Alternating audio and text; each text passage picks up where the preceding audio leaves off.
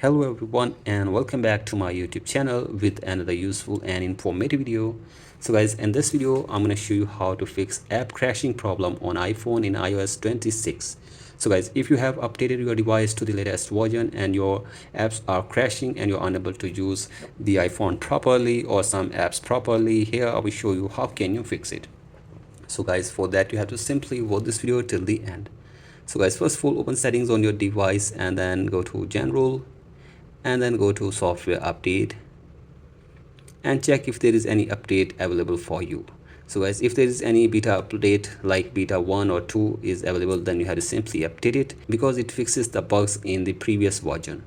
So guys, do this, and after this check if the problem is fixed or not, and if the problem is still there, then go to your iPhone storage and make sure that your iPhone storage is not full, and if it is full then delete some useless data, and after this go to apps and delete some useless apps from here.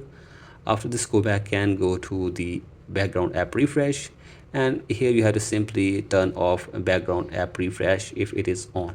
And after this, go back and now go to VPN and device management and make sure that there is no connected VPN on your device if you don't use VPN regularly. So guys, simply disconnect it, and after this go back and go to transfer or reset iPhone, tap on reset and reset network settings of your device for one time as well.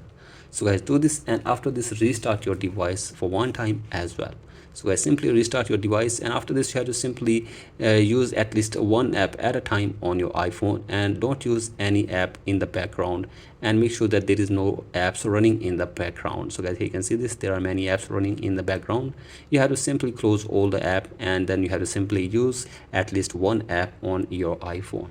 So guys, in this way you can also fix crashing problem on your iPhone after iOS 26 update. So guys, that's it for today's video. Hope this video helps you. Please like and subscribe to my YouTube channel as well. Thank you.